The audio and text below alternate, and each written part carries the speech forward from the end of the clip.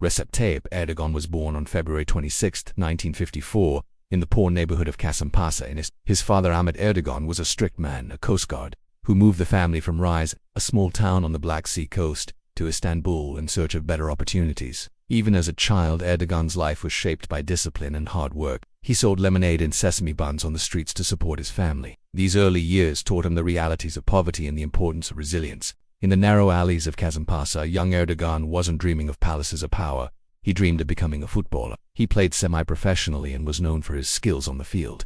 Many believed he could have made a career in football, but fate had other plans. He enrolled at Imam Hatip School, an institution designed to train Islamic clerics. There Erdoğan discovered something else he was good at: oratory. He could speak with fire, with conviction, and he had the rare ability to connect with ordinary people. He later attended Marmara University, studying economics and business. In the political sphere of the 1970s and 80s, Turkey was in turmoil. Military coups, ideological conflicts, and social unrest dominated public life. Erdoğan found his political home in Hikmettin Erbakan's Islamist movement, which stood against the secular elite that had governed Turkey since Ataturk's time. Erdoğan joined the Welfare Party and began climbing the ranks. In 1994, he made a bold move. He ran for mayor of Istanbul, a city of over 10 million people, at a time when the Welfare Party was considered a fringe movement by the secular establishment. Against all odds, he won. As mayor, Erdoğan surprised many. Instead of pushing an overtly religious agenda, he focused on infrastructure, water management, traffic reduction, and city cleanliness. Even his critics began to admit the man could get things done. Istanbul changed under his leadership, but success didn't come without backlash. In 1997, after a military-backed soft coup forced Prime Minister Erbakan from office, the secular establishment turned its sights on Erdoğan. That same year, Erdoğan recited a controversial poem at a rally. "The mosques are our barracks, the domes are helmets, the minarets are bayonets, and the faithful are soldiers." Though the poem was written by a famous Turkish nationalist, Erdoğan was accused of inciting religious hatred. In 1998, he was sentenced to 10 months in prison. He served for many politicians, this would have been the end. But not for Erdoğan. While in prison, he began plotting a political comeback. The old Islamist parties had been banned, so Erdoğan and his allies created something new: the Justice and Development Party in 2001. It was anti-Islamist in name, but it had conservative roots. It promised democracy, economic growth, and a place for religious conservatives in public life. In 2002, just a year after its founding, the AKP won a sweeping victory in national elections. Erdoğan, still technically banned from office, watched from the sidelines as his ally Abdullah Gül became prime minister. But soon after, the ban was lifted, and Erdoğan won a by-election in Siirt.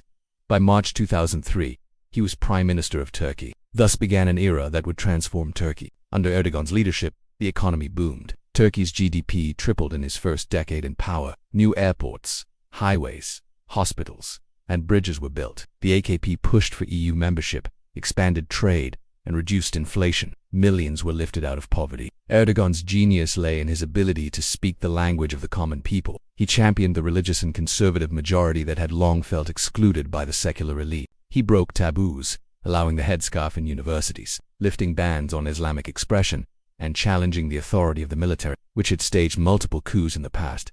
In 2007, his party won another landslide. In 2010, a constitutional referendum weakened the judiciary's independence but also reduced the military's political influence. Critics warned that Erdoğan was consolidating too much power, but for many Turks, he remained a hero. By 2011, Erdoğan was more powerful than ever. But things began to shift. In 2013, protests broke out in Gezi Park, sparked by plans to bulldoze a park in Istanbul. The demonstrations quickly became a wider expression of discontent over authoritarianism, police brutality, and Erdoğan's growing control.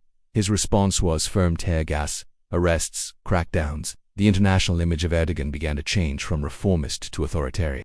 The biggest challenge came on July 5th. Fighter jets bombed the parliament, soldiers blocked bridges, and over 250 people died. Erdoğan, using FaceTime on live TV, called on his supporters to take to the streets, and they did. Thousands of civilians blocked tanks with their bodies. By morning, the coup had failed. Erdoğan emerged more powerful than ever. In the aftermath, a massive purge took place. Tens of thousands were arrested: soldiers, teachers, judges, journalists accused of being part of a parallel state run by Fethullah Gülen, a cleric living in exile in the US, whom Erdoğan blamed for orchestrating the coup. In 2017, Erdoğan held a referendum that narrowly passed, changing Turkey's system from a parliamentary to a presidential one, vastly increasing his powers. In 2018, he won the first election under the new system, becoming both head of state and government. Now, Erdoğan could rule by decree, appoint judges, control the budget, and dissolve parliament. Critics saw this as the death of Turkish democracy. Supporters saw it as necessary for stability. Economically, the shine began to fade. The Turkish lira dropped, inflation soared, and foreign investors fled. Erdoğan's resistance to raising interest rates clashed with mainstream economic theory, but he remained defiant, often framing economic troubles as the result of foreign conspiracies or traitorous insiders. In foreign policy, Erdoğan grew bolder. He defied the West, buying Russian missile systems, leading to tensions with NATO. He sent troops into Syria, clashed with Greece over Mediterranean gas, and positioned himself as a leader of the Muslim world.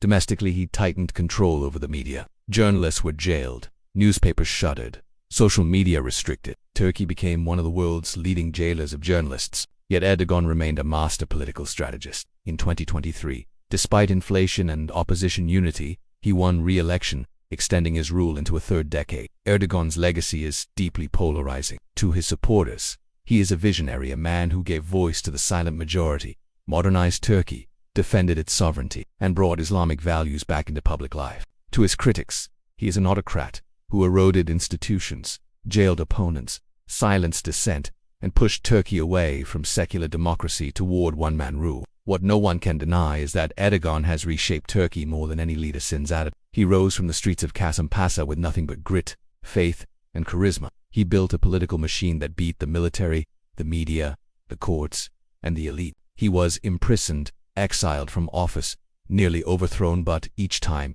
he returned stronger. Recep Tayyip Erdoğan's story is one of ambition, belief, survival, and transformation. Whether history will remember him as a builder or a destroyer, that is still being written.